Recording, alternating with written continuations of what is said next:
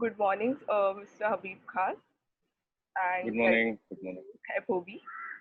So, my first question will be with the ongoing crisis of the pandemic, what does your work from home schedule look like? It's been a revelation to me the way I'm working in this last 3 months is more efficient, more systematic, more organized, and more efficiently. Because what has happened is working from home is so comfortable. All the travel time, the meeting time, travel to and fro, waiting, everything is gone, and that adds to your productivity, and that adds to the entire you know, mental peace, and you are more focused, more controlled, and you are, kind of in your own comfort zone. So I have realized that it is not only a very efficient way of working, but it is very healthy as well, because you're not exposed to pollution, you're not exposed to different kinds of water and food and outside food and everything. So to me, it has been a boon in disguise, to be very honest. I used to travel about 20, 25 days a month. And now I'm realizing that without doing that since last 3 months, I'm working equally effectively and more positively. So, and flexible working hours, you can spend time with family, you can spend time with your own self, think about it, and reflect on things which you usually can't in your hectic schedule. So I think it has been a quite uh, positive thing that I think has happened. And I never realized that the uh, council, which is a quasi-government body, would accept this transition so effectively. We have had innumerable number of executive committee meetings, various other committee meetings, sitting at home, everyone sitting at home or wherever they are, without personally, physically meeting face to face. And yet we have been able to do it very efficiently, very effectively. And the amount of money that is saved, the amount of travel, lodging, staying, boarding, everything has I wouldn't say exactly saved, but it's in a larger context. If you say it is saving at a national level. So Definitely. it's been a very effective way of working. There are certain issues involved, with the bandwidth and net connectivities and the environs that you're in. Uh, some disturbances here and there, but I think that's a part of learning process, and uh, very soon I think we should adopt this method to a greater extent, even when situation gets to normal. So, with the rapid changes in the education sector now, I would like to know how is it going to affect the architectural studies, the the shift to digital learning. Is a question, I mean, which I can answer with my present experience and the way things are happening at the moment. But what is going to happen in the future is very unpredictable. We can only, with our knowledge and wisdom, we can only foresee that this might happen, but we're not sure whether it will happen. Maybe world goes back to normal as it was, as it has happened in the history. Various pandemics, severe and worse than this, have come, and people have survived. The world has become normal again. So there is every possibility that everything will be as foolish and as idiotic as it was before the pandemic. We've been trampling on the earth, killing the environment. Uh, we've been raping Mother Nature as we wanted to, and the effects are seen in the lockdown that happened and in the pandemic aftermath. We've seen how positively it has changed and transpired. But maybe we'll go back to the same foolishness and idioticity. So we don't know, So, but presently, I mean, looking at the current circumstances and looking at the way things are going at the moment, this is going to stay. I think the virus and the epidemic is going to stay, and we have to live with it. Architects are, very, I wouldn't say egoistic, or I wouldn't also say self-centered, but somewhere in between. I don't know if you have read Howard Roark, Fountainhead, Ayn Rand's Fountainhead, where the architect was, eulogized to be a god and creator and a very strong-willed and hard-brained, creative person. So our generation and generation a little after that, eulogized Howard Rowe, that character, where we thought we were all gods and creators of spaces which shape human beings and things like that. So we are not very absorbent to change. I mean, I may be talking about myself, I may be talking about people I know, I'm not talking generally about architects. But the situation is that we need to adapt to change. We have to think, because what happens, in architectural education, a lot of drawing work involved when you learn architecture. There are subjects called studio subjects, wherein you sit on a in a studio on a drawing board and learn how to draw, how to paint, how to render, how to design spaces, building design, architectural design, construction, and so many other things which are drawing subjects. Now, what happens is basically we have understood and realized over a period of time that the mentorship system or the apprentice system is one of the most effective systems of learning design. And so we don't understand how design will happen in absence of a mentor, physical mentor, face-to-face mentor, where the designs are produced in front of a drawing board and the teacher or the mentor or the professor comes and scribbles on the drawing board and comes and corrects it, tears it away, throws it away, asks you to redo, discusses positively on your designs, suggest, and he also thinks simultaneously when you're thinking or when discussion is going on, because everyone is an architect, everyone is a designer. So what happens is now how this will happen when there is no physical drawing or a white paper in front, and how will this will happen? But I think we architects and institutions, architectural institutions, need to adapt to this change and find out ways and means to do it as effectively as it is done face to face. So architectural education is divided into a couple of sections. One is theory, the other is drawing, like I just said. And all subjects are, either tangible or intangible subjects. So these tangible subjects like research methods or building services, acoustics, illumination, sound systems, valuation, professional practice, all these subjects can be taught very easily through an online mode without any glitches or anything. They can be very easily taught. But subjects which are intangible, like theory of design, theory of architecture, criticism, journalism, where a lot of interaction happens one to one. And intangible subjects, by intangible subjects, I mean to clarify that something that makes you think, something that is one sentence may have 100 meanings, or you can interpret that sentence in 100 ways. That becomes an intangible subject. So these subjects, or design for that matter, becomes a little difficult to, at the moment, appears difficult to be taught online. So I think a healthy mix of uh, 30, 70, 50, 50, whichever the institution or we decide, can be a healthy mix of online and face-to-face training.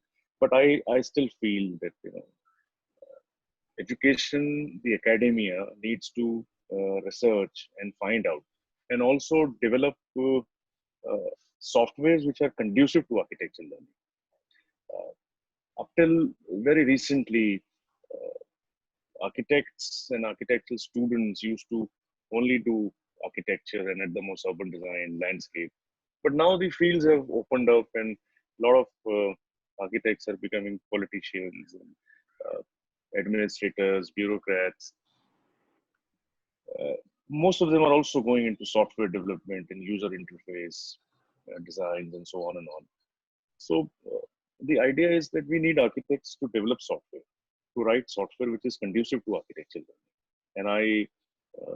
And through this forum or through you, I want to exhort my fellow young professionals and students to think about this and develop software which is conducive to learning architecture.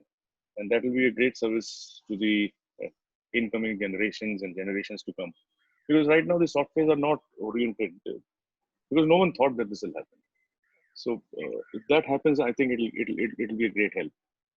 Okay. That's So the amazing. transformation is happening. Transformation is happening, and a lot of people have adapted to this change. And how effective that is, only time will tell. We cannot, say right now because it's the most effective system, but time will tell in a while. Maybe a year or two later, we'll understand when we evaluate it and we look back. What are the major concerns for the teachers in this crisis?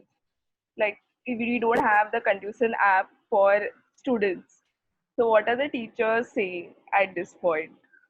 I'm pretty sure they must have come Uh, and told you something. See, I have a complaint. Okay.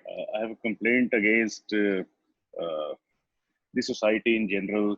I have a complaint against the government, uh, the administrators, each doctor, police force, bureaucrats, like commissioners, collectors, and everyone who was directly involved with this pandemic have been lauded, applauded, acknowledged. But teachers per se have never been done, without realizing that it was a teacher who was actually rose up to the occasion and continued online.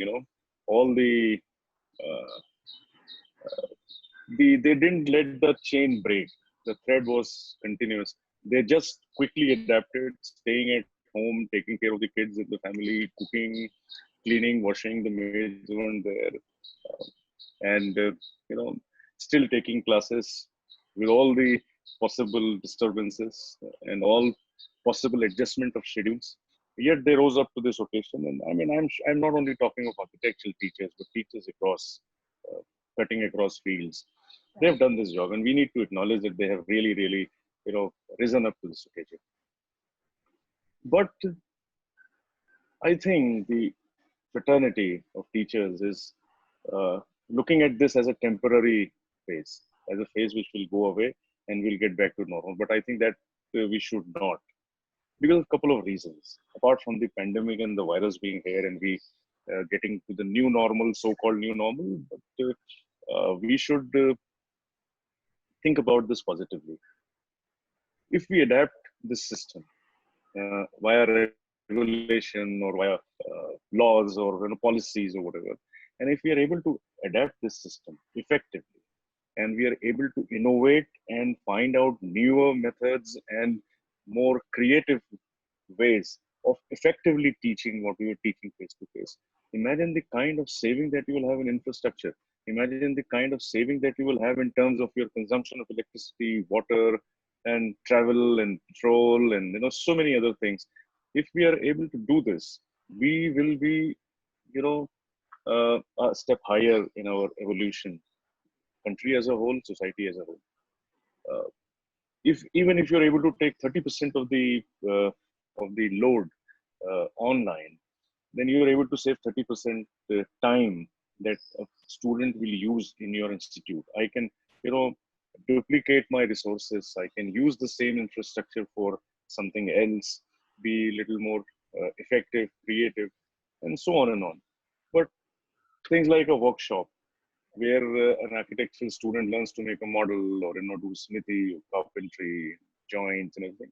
That has to be done face to face. That has to be done. Even design has to be like I told you. But so all these things is a challenge. These frontiers are a challenge for the teachers and for the academia uh, to rise up, do research, do extensive thinking on this, and work out an option which will be uh, not only conducive to their lifestyles but also conducive to the students. Students get more flexibility to uh, you know mutually work on a comfortable schedule, and it's a win-win situation for everyone. So the teachers have to rise. I hope that answers your question, or Yes, you definitely. want me to elaborate? So I want to also know what steps do you think the government can take to make the e-learning a better experience for everyone?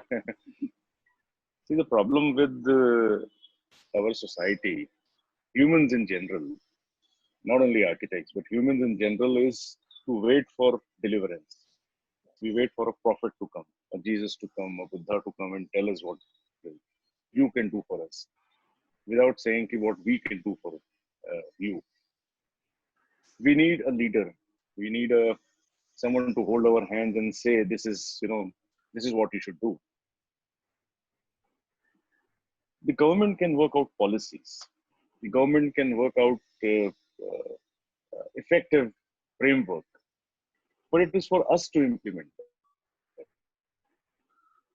It is for us to, work those guidelines and not wait for the government to do anything or for the council to do anything. Or I'm not shirking. It's not shirking of responsibility, but it's a development of a collective ideology where we all work together and we do not look towards the government or any government body or institute, regulatory authority to give us. They will give guidelines. They should give guidelines. They should give a framework, and that's it. And then we have to develop on that framework, and then it becomes a collective approach. Right.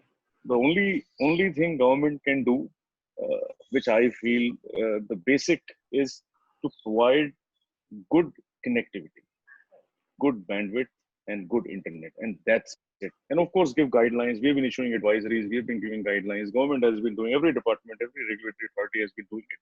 But that's good enough. So the basic necessity, I feel, I may be wrong, but I think basic necessity is a good internet bandwidth connection. Yes. And if that happens, that has become like, क्या कहते हैं उसको, रोटी कपड़ा मकान and internet connectivity. Right. Drinking water and internet connectivity. If that is there, it's taken care of. Yes, definitely. We have we have smartphones as well. So I think now internet is the basic thing to connect anywhere. Yes. It is lacking in some places. There are drops, there are voice drops, call drops, little lesser bandwidths. If we are able to augment this particular aspect, I think we have won the battle as far as this is concerned, the online thing that we're talking about. Right.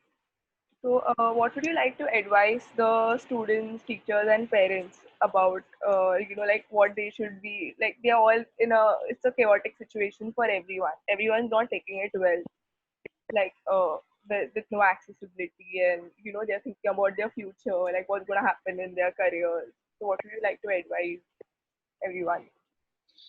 No, I always tell everyone in a couple of interviews and panel discussions or wherever that this pandemic has not broken the world, but has shown a broken world to us. Our world was already fragile. Our world was already, very, what you call, working on a system which was not robust enough. Look at our economy. Billions and billions and trillions of dollars is the world economy. And it just needed 2 months, 60 days of lockdown, and it comes crumbling down. So we need to rethink the way we think and the way we live our life, the way our priorities are. We need to rethink about, what would be the future like. But honestly, if you see, the situation is not good, and it's going to be tough in the coming days as well, because of the reason that the overall economy has been slower, sluggish, and not only in our country but the entire world. The economy is now, it was research, it was coming back, resurrecting, and then this happened, and it has given a further blow to the entire economic system. Our main worry is economy. What will be the future, whether I'll be earning money, whether I'll get my salary, whether I'll survive, what will be the future of my children. So whenever we talk of this, we are talking of economic activities and cognate activities of economy. We are not worried as much whether I'll live, whether I'll get affected by coronavirus, or what will happen to me after that, whether I'll survive. We're not as worried about it as we are worried of insecurity and economic insecurity. But like they say, tough times don't last, but tough people do. So I don't know if I am the right man to give an advice, right person to give an advice, or I have reached that age where I can give an advice. But we need to be tough mentally, and there's no need to. I don't see there's no any need to get depressed. If you're a student of history, you would definitely know that crises like these, whether it was the World War, whether it was the bubonic plague, Spanish flu, or the Great Recession, Dark Ages, they've not lasted ever. Things change and things change and for the good. And to be honest, the way the human race is made up genetically, mentally, and selfishly, uh, we will survive, and we will survive at the cost of others. I'm sure about it. Uh, if you see in the last 50 years, 50% of the wildlife has become extinct. Uh, the forests have become extinct. The green cover is going down. It's all because of us, human beings. In our quest for selfishness and for so-called development and progress, we have actually trampled uh, everyone else, every living species on this planet. So humans will bounce back, and what is this virus? They will take care of the virus. So we have to have a, a belief in ourselves, a belief which stems from the inner depths of our own thought processes, and a collective belief that we as a human race will survive this. So I personally feel there is no need to get dejected. I may not get salary for a couple of months. I may be down with hunger. I may be not able to tell my children what will happen to them in their future, and I may not be able to sustain maybe the onslaught. But that doesn't mean that that doesn't mean that the world will come crashing down. There are people, there are policies, there is a government who takes care of you in such circumstances. Uh, but I don't think such an extreme is ever going to work out. But this brings to me a very fundamental thought process of how we have been living and how we have been conducting ourselves. In what race are we? In what race are we running? And where is this race leading to? Uh, and the pandemic has been the lockdown, the pandemic, and the entire insecurity in the world is a mirror which is shown by nature, uh, by divinity to you to think, to stop and think, and think as to what you as humans doing, individual, collective, at an individual level, at a collective level. So what are you guys doing? So nature has given a red signal which has malfunctioned, and it is time that we as human race uh, uh, really stop at this signal and find out how we have been living and what we have been living. Ultimately, see, the lockdown has also shown us that it is basic food uh, that is the necessity, that you should have your essentials. We have survived on the daily needs and essentials these last 90 days. All superfluous, excessive, and luxurious items have been out of our lives. Whatever we had, we're using it. But you're not going shopping. You have not bought anything new in the last 3 months. You have not, also indulged in excessive food or anything else. You have not spoiled yourself or so on and on. Which means that for 90 days you have been able to survive, right? For 90 days you have survived on basic necessities, medicine, maybe groceries, vegetables. You have survived. What's wrong in surviving the same way? You know, so we have to really, really think about this. The offices which were in hundreds, staff of hundreds, 200, 300, 100, 600, whatever. They are the most affected with this economic slowdown and the and the shutdown or whatever, to pay salaries and to pay overheads. So such a huge staff is also a problem. Offices which were smaller have survived very well. Similarly, a farmer or a small shopkeeper of daily needs was the one who was doing business during this time. So we have to really, really look into the economic model that we are living in, or that we are thinking that we are living in. So I think everyone should think about this and find their own waters and find their own way. And but I'm sure this is a temporary phase, and the the insecurity that our society is in, like especially as Indians, where we are absolutely insecure. And that is, a good example I'll give you is the Saturday meetings, the PTM meetings, parents teachers meeting in the schools every other Saturday or whatever. And you should see, I am appalled and aghast at the way parents, talk to their teachers about the marks that have been given to the student, and about the insecurity that they have about their child. How he or she is performing and what is lacking, and how he is in competition with their fellow classmates, and आपने एक marks क्यों दे दिया कम, and why 2 marks were not given, and things like that. I mean, this is like, it shows the insecure mind of the person that you are. And it's a collective phenomenon. I remember my father never came to my school, leave alone my college, to either admit me, meet my teachers, or for anything else.